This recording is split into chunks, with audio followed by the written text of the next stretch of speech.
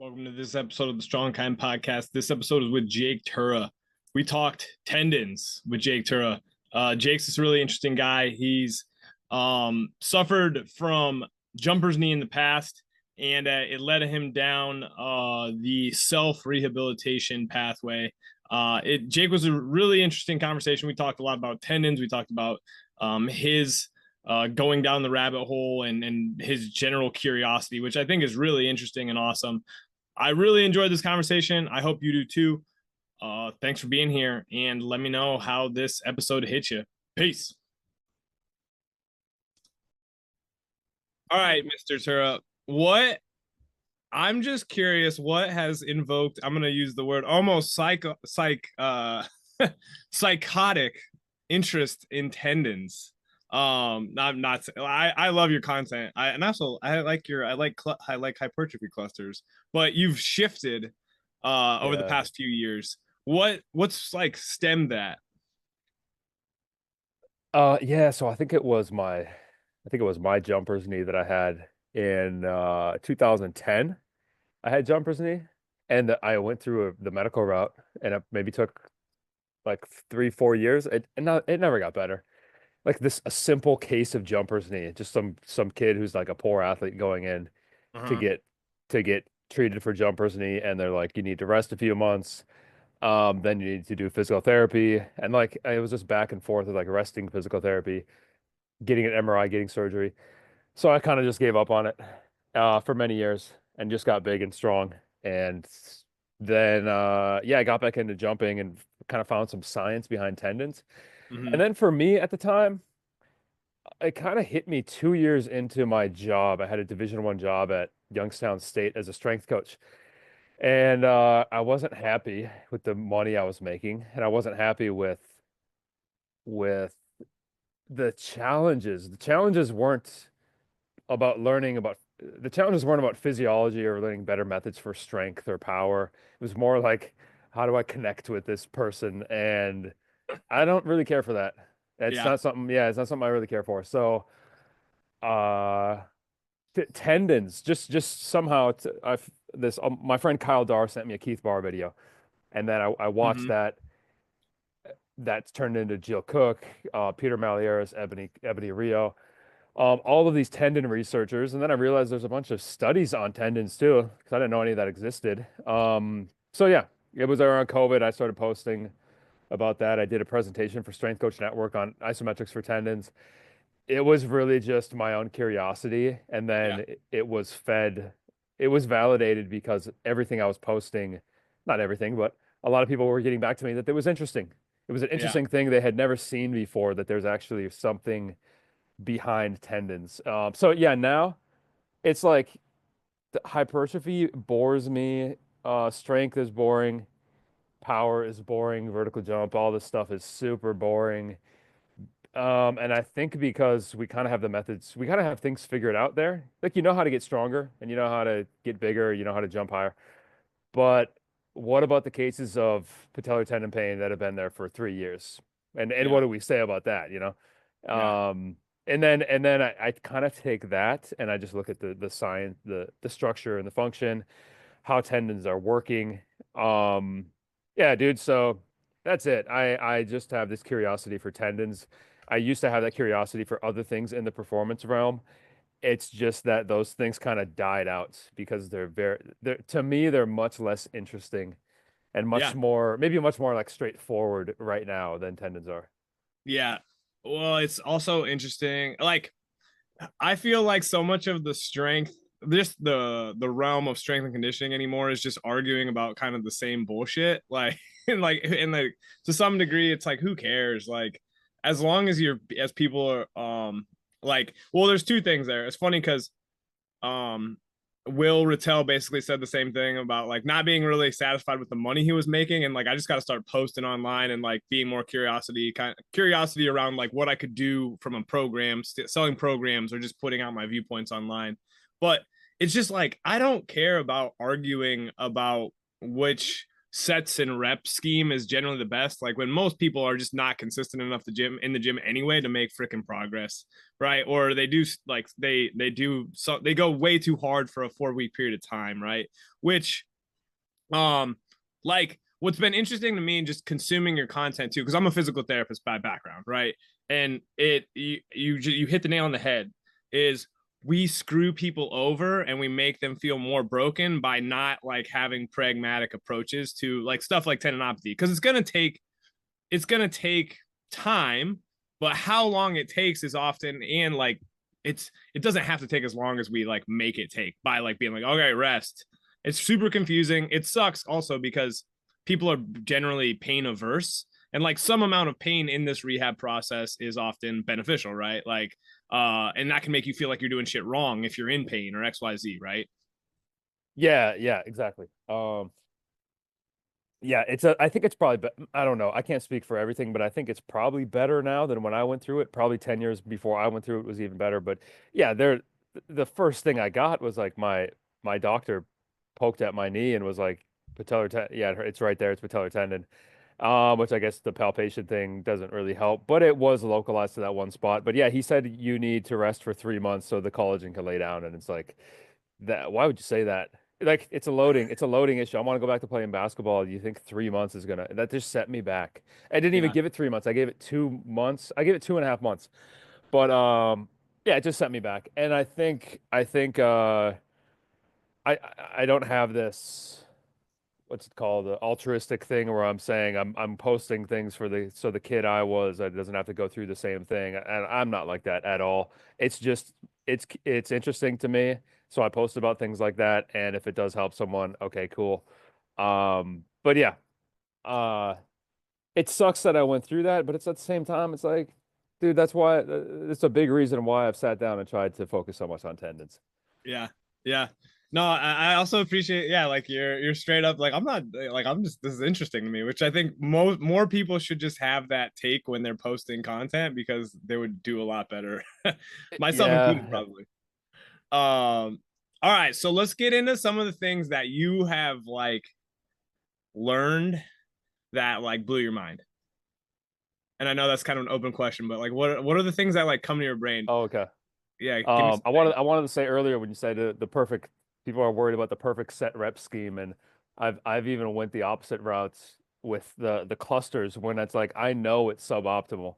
I know 8 sets of 5 with 1 minute rest or 90 seconds is suboptimal for hypertrophy, and I'm like that is why it's optimal for hypertrophy because in your head you're like I'm sub-optimizing my training. Can I It's can like I it's like can I just interject something really quick? My biggest thing is I think you have to freaking believe in what you're doing. I think if you believe in what you're doing and it's relatively decent, you like avoid the dissonance that comes from like I gotta switch programs all the time. Like that's the biggest thing is people like I'm gotta switch it up. Like it's like I mean there's people who do CrossFit and make really good gains, right? And it's like there's no freaking rhyme or reason to what they're doing, and they just believe in it. And like so that's I'm with you. I yeah, think like dude, just it's like freaking have the fun. I don't know what the strength world's like because I'm not too much in it, but like the hypertrophy, I'm kind of aware of the hypertrophy world, like the optimizers, like the guys who are Yeah, stretch mediated hypertrophy, finding the best exercises, which goes from like a standing barbell curl that you can do like whatever 135. I could do a plate for like a rep, but like any maybe like 100 pounds standing barbell curl for sets of 10 or something.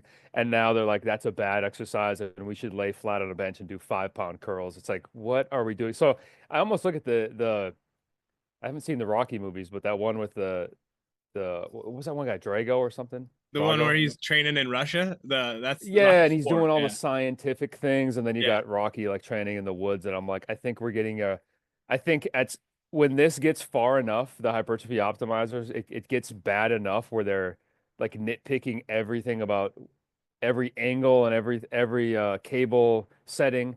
When it gets bad enough, because it's not bad enough yet, we're gonna have a complete reversal and go back to the Rocky yeah, ways, where it's like nobody cares about any of that stuff anymore, and we're just lifting weights and we're lifting them like to near failure, and we're getting big.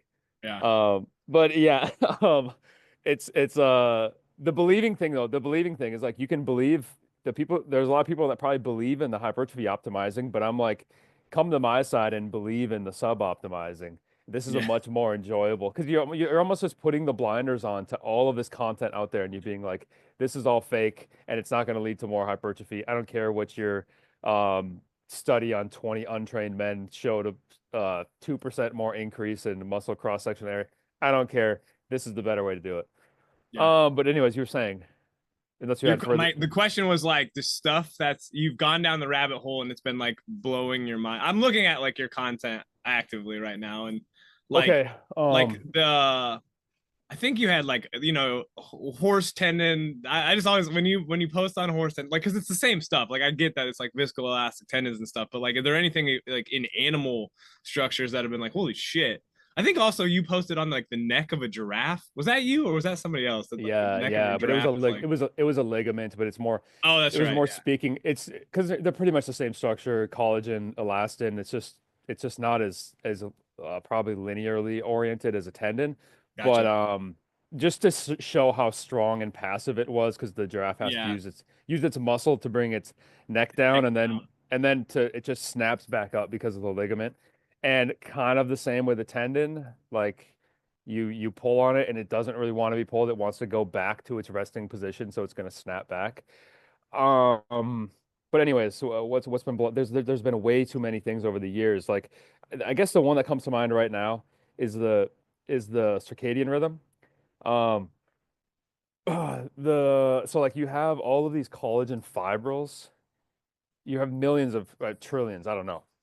You have a ton of collagen fibrils, which are like really tiny ropes in the tendon. And they say, okay, that this might go all over the place, but when I first got into it, it was like the tendon is built by the time you're 17. So like you build all these ropes in your tendon by you're 17, and then it's like, okay, you just maintain them for the rest of your life. You have these ropes, and you're not because when you're 17 to the time you're dead, you're not really building your tendon crazy bigger or crazy stiffer. Any of these qualities, you're not going to lay down a ton more collagen in your tendon. It's pretty much set when your skeletal mature. It's pretty much set the size with a muscle that can get bigger until you're dead, but the tendon is pretty much not changing its size too much with chronic training. Like if you've been training for a decade and doing squats and jumps and stuff, your patellar tendon is definitely going to get bigger, but it's not going to get bigger to the extent of your quad muscles. mm-hmm. So it's pretty much built by the time you're 17, and that's a lot of that makeup is the small little collagen fibrils, the little ropes running through the tendon. And but when I first got into it, I'm like, okay, it's built at 17 and all you do is maintain it. But like, what if you have an injury? Like, what if are you just screwed and now you're going to use other ropes? So they found they found out there's like 97% of the tendon consists of these ropes that are permanent, that are built at 17 and they just stay for life. And then 97 or 93%, and then 7% are sacrificial. So they get, I think they get bigger to prepare you for the day, and then they clean up at night and they get smaller. So they get bigger, they get smaller. So you have these fibrils in your tendon that are getting bigger and smaller every day based on the circadian rhythm. And this was interesting because I'm like, okay, you only have 7% of your tendon that you're really changing when you're mature. Only 7%. Like that's not very hopeful for someone with tendon pain. And then I talked to Jared Anflick, and he kind of put it in my head where he was like, who are these people though? Are they inactive? Are they not athletes? And he was thinking that maybe it's like, well, maybe he wasn't thinking this. I was thinking this. Maybe it's like 50-50. Like for me and you who are active and we're not just couch potatoes, maybe 50% of our tendon is of the fibrils in our tendon are getting bigger and smaller every single day, and then the other 50 are kind of like permanent ones. So it's like maybe that increase is based off of more blood flow because we're active. Just more activity in the tendon is required, more turnover, more breakdown, more synthesis because we're more active. So that's what's been kind of, it hasn't been a recent thing. It's maybe been like a year or two ago, but I'm thinking like if a very small portion of the tendon's collagen is active, that's not very hopeful for someone with tendinopathy or for someone who wants to build their tendon bigger, stronger, all of these qualities. If 50% is active, that's much more cool. Mm-hmm. And actually they see this on the rupture. People, they rupture their Achilles. You can go in and look at the tendon and you can see that a majority of the tendon has been way more active for many years prior. Based off of collagen breakdown, they can test how new the collagen is how many years old it is. So that's kind of one thing, but that's not really been a recent thing. I mean, the animal tendon things are always cool. The horse tendons, I dissected a deer, Achilles, and that was pretty cool. Um, yeah, I can't think of other ones, but there's probably like 100 things that for me, I'm just like, this is fascinating that this is happening. Yeah.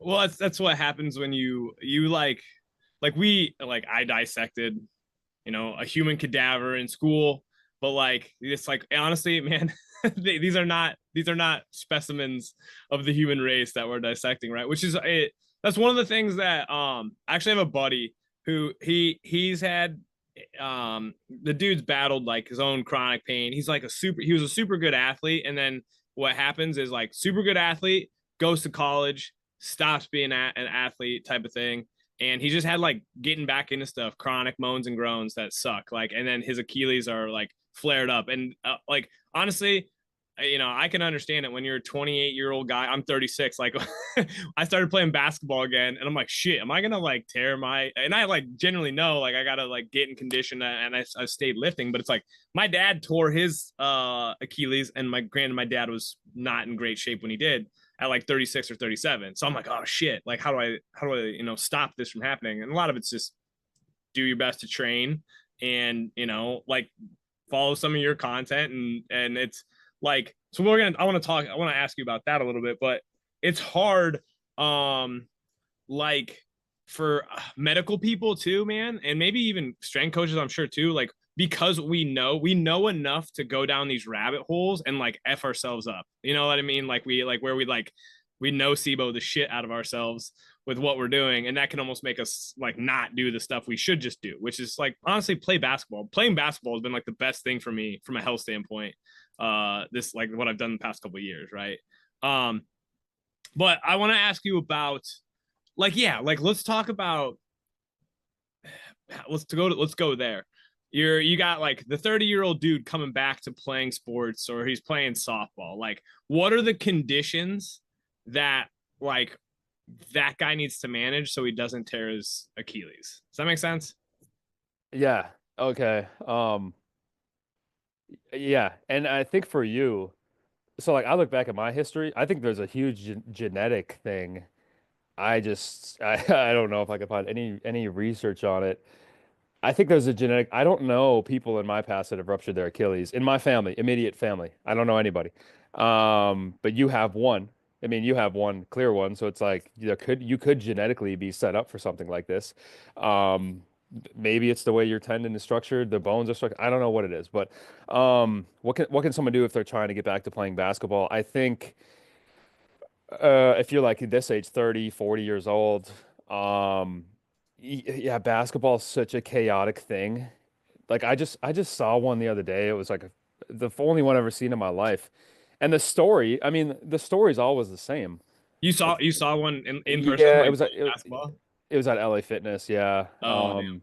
We I mean, it was midday. It was pretty dead, but there was 8 guys there, so we were playing fours full court, and this guy was kind of heavier set, clear like tired. He was guarding me. He was just like letting me shoot. I think he was so tired, he just let me shoot threes. So I was playing pretty good. Um I mean, he was cool to like BS with. I just like Yeah. whoever I'm playing with, if I can BS with him, it's a lot of fun for me. But Yeah. we must have been playing for like an hour, and he was probably pretty tired, just getting back into it.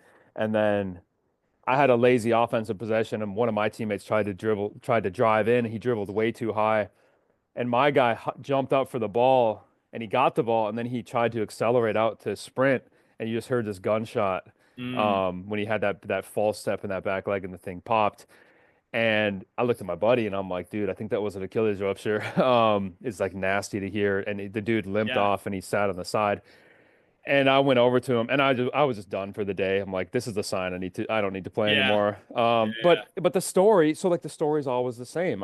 I think the story, not always, but generally, he had tore his other Achilles many years ago. So it's Okay. like the likelihood that he tears this one is much higher, Yep. just compared to the general population. He was bigger, like out of shape. He took so much time off of basketball. He was just trying to like get back into it, but he was like clearly out of shape and tired and heavier. So like the big things are the two buckets are metabolic issues. You don't really get metabolic issues when you're like 20. You start to get them maybe when you're 30, maybe when you're 40. Metabolic issues like high blood sugar for like diabetes, type 2 diabetes, high blood Mhm. sugar, high cholesterol, high blood pressure. There's maybe one more in there, obesity. Like those four are the big ones. Those affect your tendon. The way your tendon is structured can really get messed up if you have any of those issues going on. The obesity thing just causes more inflammation in your tendon. The high blood sugar can cause advanced glycation end products, so your tendon can get more like brittle. Instead Mhm. of having this good sliding and gliding, it just gets more brittle, so it doesn't extend as well or as far. The blood pressure thing, I think that's just a blood flow. You just get less blood flow there. And then the cholesterol thing, I think that probably goes with inflammation, but you can also get some storage of these cholesterol like nodules or something in your tendon. So those are the big four metabolic issues. I don't know how many these guys had. This guy had. I mean, he was heavier, like obese. He was Mhm. definitely somewhat obese. And then the loading. So you have metabolic and you have loading. And loading is pretty much as simple as don't spike things. Don't go from Oh, 1 year off and then I'm gonna go play basketball yeah. for 1 hour, but be like, I'm gonna have 1 year off and I'm gonna go do something controlled. So I'm gonna go in Yeah. the weight room and I'm gonna do some plyos that are controlled. There's no reactive component. I don't have to try to grab a ball and then accelerate out of this sprint, and then someone might bump me and I'm in a position I'm not comfortable with. So I think that's all it is try to stay healthy metabolically, which is like a good diet and good exercise goes along with that, but good diet, good exercise.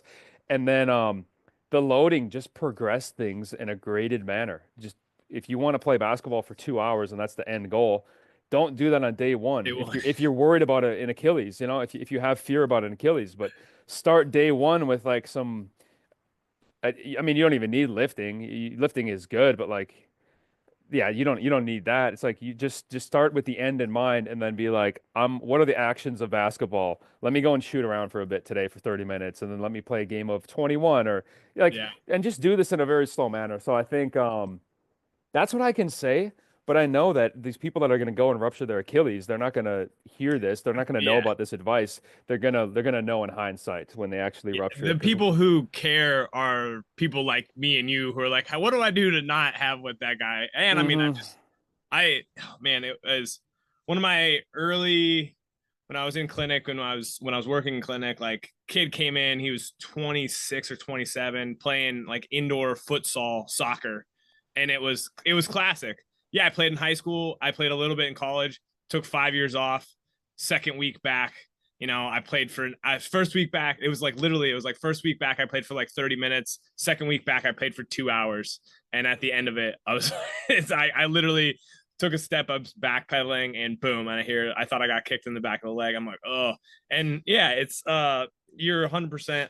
Like, I will honestly say my dad, when it happened, we were playing, like, it was Easter Sunday and we were playing softball. And my dad was probably 30 or 40 pounds heavier than he was a few years prior. Like, my dad got the stress of being a father in his late 30s kicked in, and like he was used to be like a healthy skinny guy, and then he just got bigger. And yeah, I think like he thought he stepped in a hole. I'm pretty sure he just like stepped backwards. They think they step in a hole, like they think they did something, like something, but it was just like, no, you just like planted and it popped, right?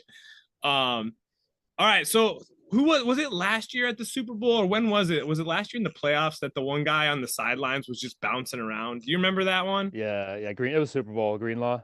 Yeah. Greenlaw did it. Yeah. Like, and then everybody comes out, after the fact, and it's like, how this is what I would have done to make sure. But like, that's just like, I mean, this is my take. Freaking high level athlete, shit tons of strain. Do you know Greg Lehman? Yeah, I just did a show with him actually. I'm gonna release it in a couple days. Yeah. Like, I think Greg is on it with, like, it's really the ecosystem. Like, we are an ecosystem, and like specific moans and groans that we think we have are really just byproducts of like stress on the overarching organism, right? Like, yes, there's some specificity to the fact that, like, when your elbow hurts, it's because your elbow is being overloaded to some extent, right? But like, it's still kind of a product of like, if you're of like, you as an ecosystem are a little bit stressed type of thing.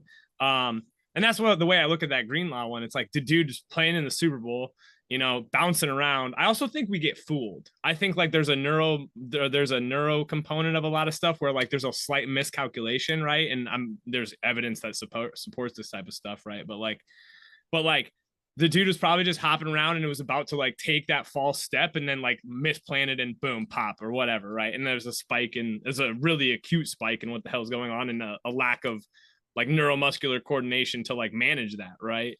But like, what's your take on that situation? Because that was just one of those things that like it happened and everybody's like, damn, like, Yeah. So I think I did hear one of my friends, I was at Minnesota. He's the head, I think he's still at San Francisco. He's the head strength coach with the 49ers. And then there's one of my other friends from Minnesota. He's an assistant now.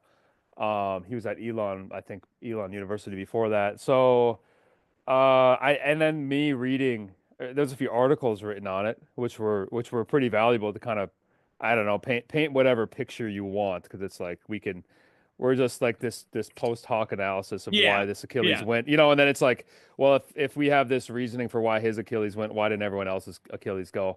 But part of the story was this is me remembering an article from like Yahoo Sports, but the 49ers their practice field sucked that week. Their practice field was like really soft. I don't know if it was like wet and damp or whatever it was, but it was a super soft field. And I think the guys were complaining about how soft and bad it was. And then I think the Super Bowl was in Vegas. yep, And I had done a call with a guy that played for Vegas because he had patellar tendinopathy, and he was like, "We have the worst field in the NFL because it's the stiffest."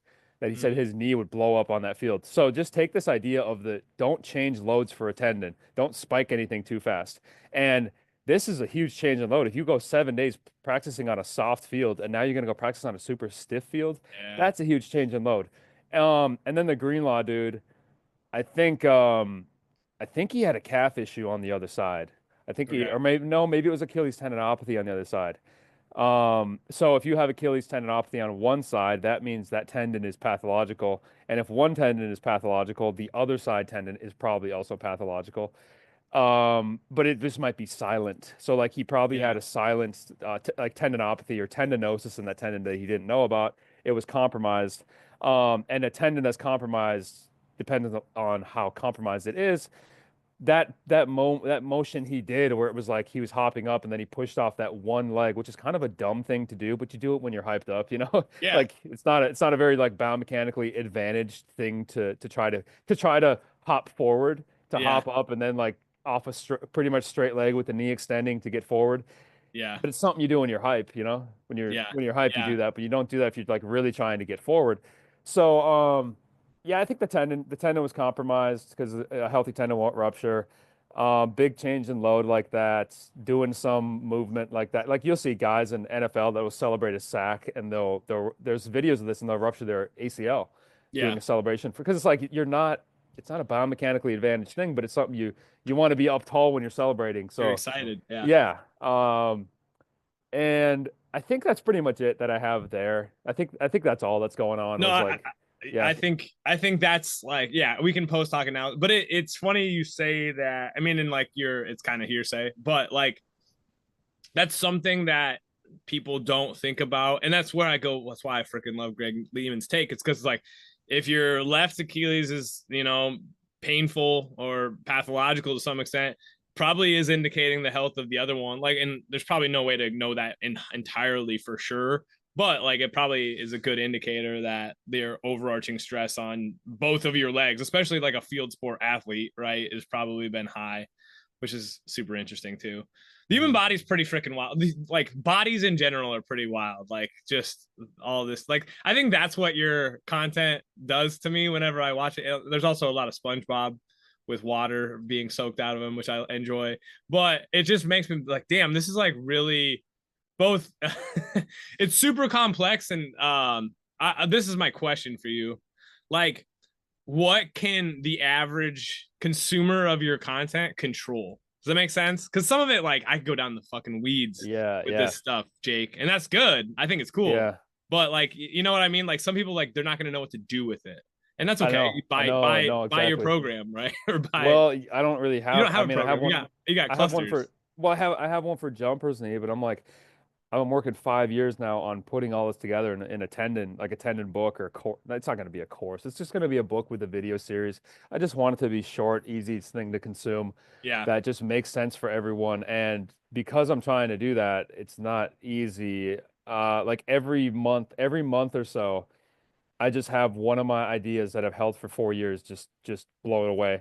And I've done a bunch of podcasts, so I talked to Greg too, and maybe he had some things in there because he said some things that go against me, like stretching to get strain in the tendon, like muscle tendon imbalances. We talked about a lot of things that really I'm just curious, and I'm like, this doesn't really sit well with me.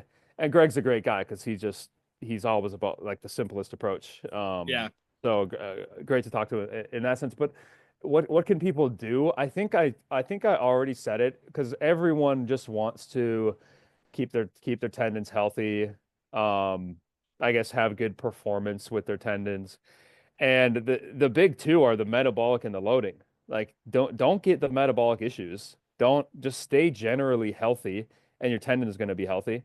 And then the loading is don't do big spikes in the sport loads. Just keep even if there is pain. So like the pain, I think Karin Silvernagle's paper, pain guided activity. It's like, yeah, you might be confused if you're getting pain with activity, or it's more pain the next day or stiffness. But her thing, I loved it. And the number system kind of sucks, but if let's just use it. And she said 4 out of 10.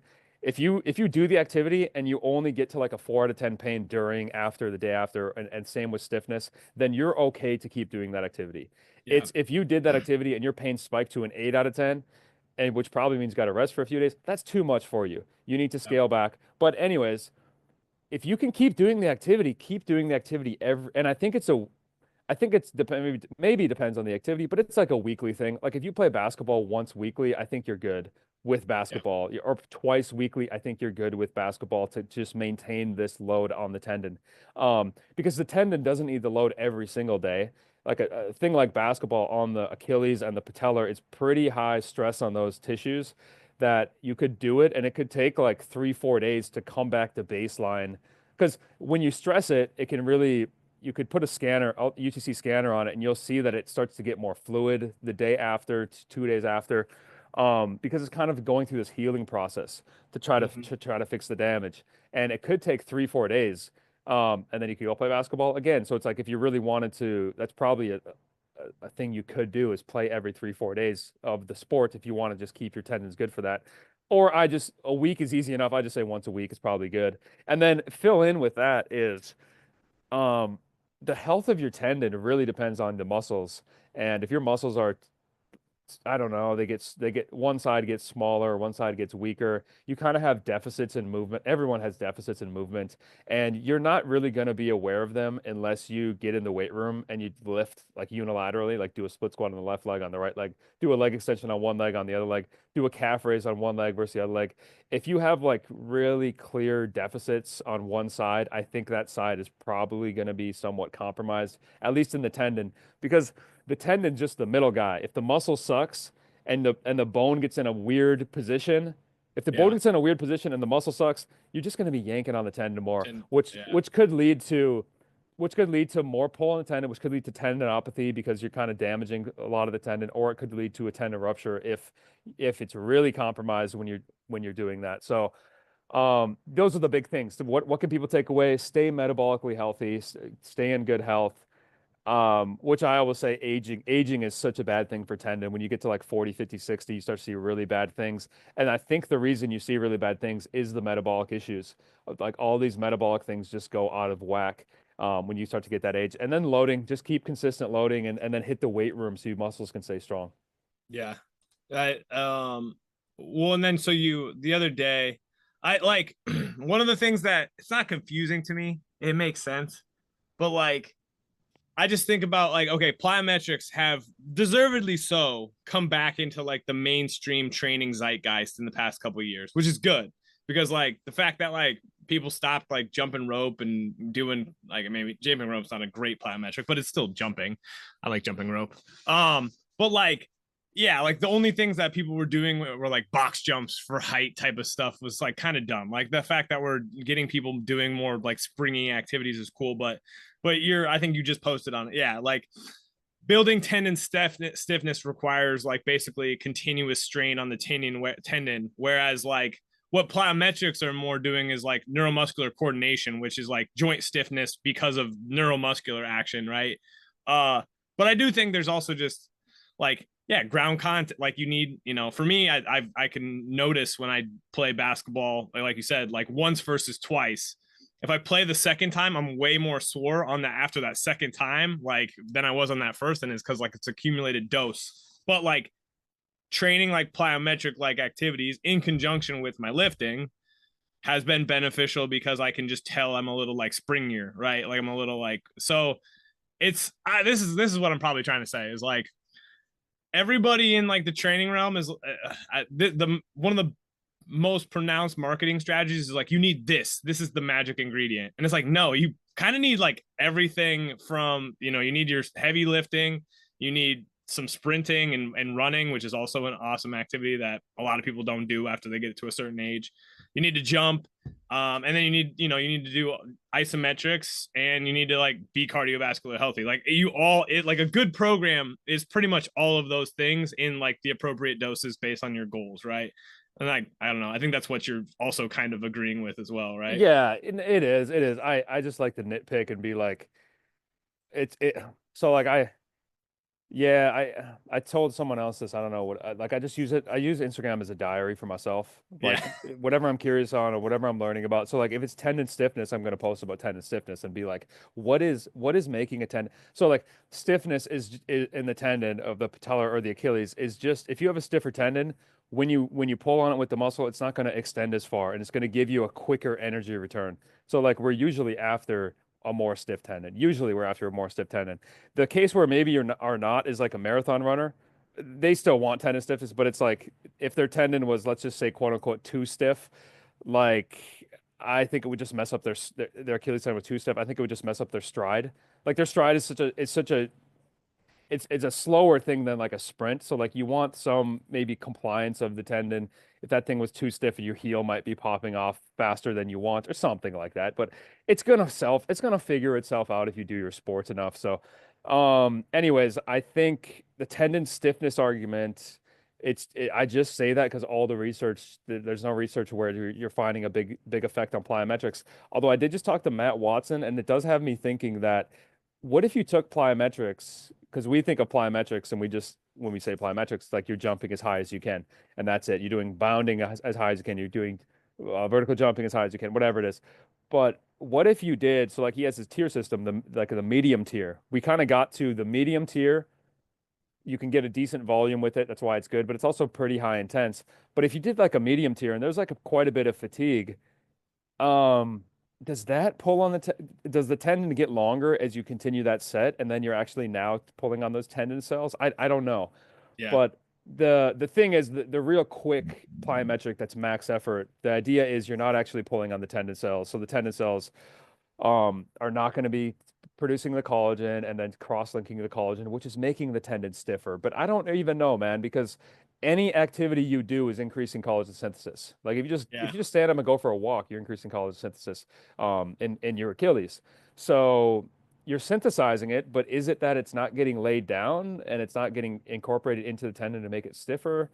And is it that you need to sustain time and attention? I just I don't know the answer, but right now, I don't know. I've just been posting a bunch of things on tendon stiffness with the few studies I've seen on their rationale for why slow does it and why fast doesn't. But I bet you if you talk to me in 6 months, I'm gonna be like, yeah, those are kind of trash. Those studies are kind of Yeah. trash. I kind of hope I get there. So Yeah. you can see why my tendon book is gonna take forever to get done because it's like Yeah. this is a thought where there's a whole group of guys that made the Berlin method, where this is what they say is that the cells need some time under tension to make the tendon stiffer. But I'm like, you're saying that based off of your own studies. I want you to say that based off of something more mechanistic, looking at the specific tendon cells, because it just doesn't fit with me. And then you look at young kids like 0 to 17. they're getting a much stiffer tendon, but they're not getting a much stiffer tendon from heavy weights. They don't need heavy weights. They can just go play, and that's how they get Yeah. in a stiffer tendon. So I don't know. Is it this immature thing that you can build a stiffer tendon by just movement, and then as you get older, you're not building a stiffer tendon by movement, but you need something more focused, like heavy, slow strength to get the tendon cells? I don't know. I don't know the answer. Well, what I heard in there, so there's two things because I think it's important to because what my buddy who also follows you, who's got the Achilles tendonitis, and he's like, oh, Jake Tuura, like I don't know what he's saying. When you say that it's like your diary, that you're just trying to like you're just trying to conceptualize stuff, it makes it a little bit not like more clear, but it's like you're just being genuinely curious about like the information you're finding, right? Like you're not saying these are definitive points, which I think sometimes we should take into consideration when we're like nothing's freaking definitive when we're Yeah. talking about a lot of this stuff, right? Like, and then like the other thing, it kind of makes sense from like Matt Watson. Is it Matt McKinnis Watson? I don't Yeah, know. Matt McKinnis Watson. I'm trying to get him on my podcast too. He doesn't answer his inbox. He's got too many followers. But like the repetitions have to have some effect. If you're just doing one singular event, like that makes sense. Like you're not getting enough like repeated pull on anything. You're not inducing fatigue into like the system a little bit, right? Whereas if you're doing like 20 like medium tier bounds or whatever, you're gonna start to get more like neuromuscular drive. I don't know, like just like there's gonna be some yanking on that thing eventually. It's just like kids running around. When you're playing all day, there's gonna your body basically just uses more of what it has to complete tasks, right? Whereas like if it's like a one rep type of thing or whatever, not that I don't know. Like there's a Hmm. lot of shit that I'm saying that like kind of makes Yeah. sense, and then it's like, but yeah, where the hell does that come into play?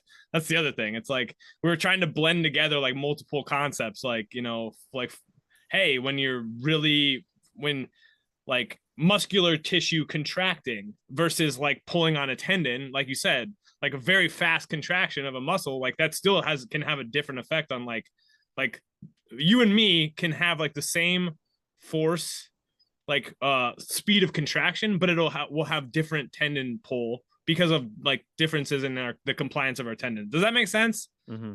Like Yeah. Yeah. that's Yeah. what's trippy to me. Yeah. And then I think based on, I mean, you got at the really intense plyometrics and maybe a lot of the plyometrics in general. I think you probably don't get a big structural change to the tendon, but what you do get is the neurological piece of coordinating all the muscles with the tendon, which Yeah. it's like all the lifting is going to help the raw material of the muscle and the tendon just lay down more muscle tissue, probably more collagen tissue, and then it's the plyometric that's gonna train you to use that raw material. But if you never do the plyometrics, you can do all the lifting in the world, and it's like you're not going to be able to use those things with speed.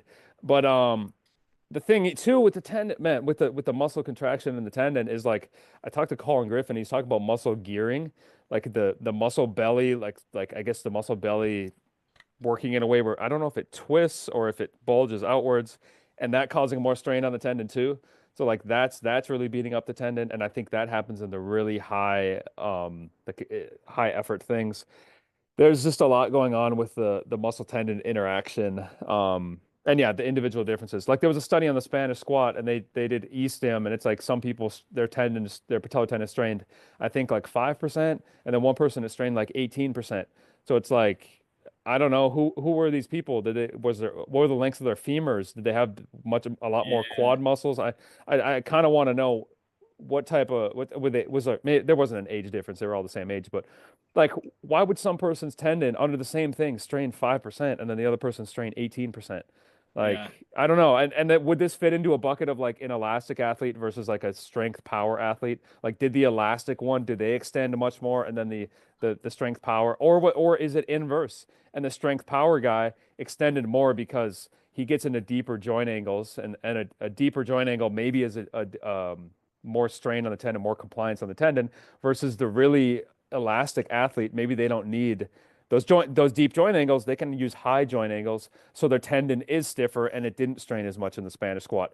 I actually don't know the answer. Which group would it have been that strained more or less? I think you're just confirming my general belief in like holism meaning like it's really hard to reduce things down into like their component parts without like and it's not to say that you should try to understand things at a deeper level. I'm very much like a generalist. Like I'm a top 30,000 foot view type of person. Like you were joking about, and you weren't joking, you were being like, I don't want to try to figure out how to connect with somebody. I want to like go into these deeper problems. Like I'm probably more like, hey, how do I connect with Jimmy and make him want to squat more? Hmm. Like, and that's okay. I think that the world needs like multiple types of people. It's also, I also think like intellectual curiosity is awesome, but like, yeah, man, it's like the tendon is one awesome component with that's also like there's you know it's part of the neuromuscular system, right? Like it's like your body is basically taking in. I'm reading this freaking awesome book. I don't know if you're into like neuroscience at all, but it's called How Emotions Are Made. And like the brain is just predicting, like it's taking in the information, it's like deciphering what if we've been in the context of what we're doing, and then it's like making a prediction. Well, like I'm a big, I think like we get hurt when we get fooled, right? Like somebody takes a weird little step and the ground's like they miscalculate where the ground's at, right? Or XYZ. And but like yeah, just like all the interactions that have to occur to like get your muscle to contract, get the joint, the tendon to like like basically stretch, and like you figure out the position and then like make that next movement is like mind blowing, right? Hmm. And so like trying to isolate stuff is really tricky. It's not that we shouldn't try to do it, I but know. it's freaking really tricky, right? I know, and I always go from the tendon perspective, like with the, I think I compared like Michael Jordan to Derrick Henry's jump and thought of it, speculated on it from a tendon perspective, and actually Greg Lehman came back and I just like throwing my thoughts out there, and it's like it's probably wrong, 50%, maybe 50% chance, maybe 80% chance it's wrong, but it's always like can be kind of a learning experience if the right person that I respect comments on it. If it's some anonymous account, probably not. But yeah, can you isolate things down to the tendon? Like probably not, but I'm gonna keep doing it. And I think I come from the perspective though of pain, that it's like I'm trying to do this because I'm trying to understand tendons better so that I can, because if you don't have tendon pain, you probably don't care about tendons. But if you Yeah, have tendon pain, it's like I'm gonna try to understand tendons from a healthy and an unhealthy perspective. yeah, So to be the generalist, I think if I was a, like you're in the practical side, you're training people day to day. You have a day-to-day thing. I don't at all. Like I can just sit at the computer and read studies on tendons and then think of my own creative way of how I can understand that information. So it's almost like I can't necessarily say, but I've lived so many months and years that are not practical. Like the things I've learned are not practical because I'm not in the trenches training people currently. yeah, They just buy my PDFs online, and maybe I do some consulting, which maybe puts me back in the real world. But I'll have many months and years where it's just like I'm reading pieces of research and reading tendon stuff, and then I get out of it and I'm training myself as well, and I'm just like I'm not changing anything that I do based off all that stuff I just read, but yeah, maybe someday it's going to happen. Um, but yeah, the it's just I think I went down a route that's not practical for so long, and I'm thinking that something practical is going to come of it. I've already had a few pieces, like I've really dug deep into the structure, and it's like the metabolic and the loading. If you get the metabolic issues wrong and you get the loading issues wrong, the structure can really go bad. yeah, And that's something practical, I guess, for anyone to consume, that the tendon isn't just this like low blood flow inert structure. It actually is really affected by your metabolic health. yeah. And there's so many issues that come about if you don't get that right. I think what strikes me about you just from this conversation is like you went down this rabbit hole out of curiosity, not as like that. Maybe you did, but like you went out down this rabbit hole out of curiosity, which I think is really cool. But a lot of people go down rabbit holes out of the desire to like find the panacea of like everything, right? And then they're really disillusioned when it's like, fuck, this is a waste of time. Where it's like you Yeah. just like I was just curious and I kept going down it, and practicality, like you're right, like it's funny because most things boil down to like is the person like, because this is the other thing, shit's gonna happen. People get injured, right? Like, and also people play in conditions when they're tired and they're sick and they're not 100%, and they still come out on the other side and they win games and XYZ. And there's also people who get hurt, right? And it's just, we don't know, right? And like, I think trying to know is it's an interesting thing, right? Yeah, dude, this has been good. I gotta let you go. I keep talking to you. I try to keep going down the intellectual rabbit house, or the intellectual rabbit hole. But I appreciate your time. Where do people find you? Yeah, pretty much everywhere. Jake Tuura, Tuura, and I don't know when you're releasing this, but I'm probably doing 10 no, I'm probably doing like 20 Tendon episodes, and I might just call them Tendons with whoever I'm with. I just did one Tendons with Joel Smith, Matt Watson, David Gray, Greg Lehman. I got those coming out. So yeah, I'm back in a phase. I took many months off the podcast, Jacked Athlete podcast. I took many months off, and now I'm just gonna release a ton of Tendon shows where I'm just gonna ask them what I'm curious about, and hopefully have some of my, what's it called? My sacred cows killed. Is that the phrase? Sacred cows. Yeah, I love Yeah. it. I mean, I think that's a good approach, dude. You're just like, yeah, because it can be easy to get like, you could get very frustrated with Greg Lehman being like, "Do we know this, Jake?" And then it's like, I don't know.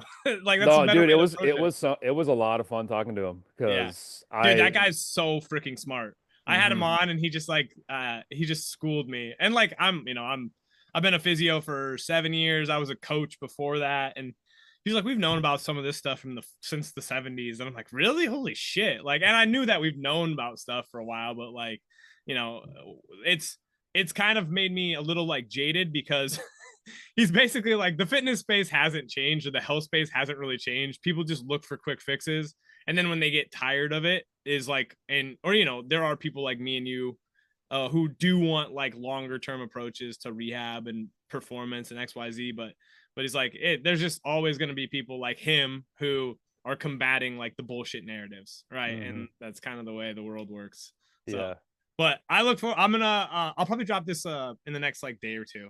Okay. Again, it's lo-fi, so it's gonna be Jake Turo's face and the Strong Kind podcast. But I appreciate you coming on, man. Yeah, thank you. Peace, man. Have a good day.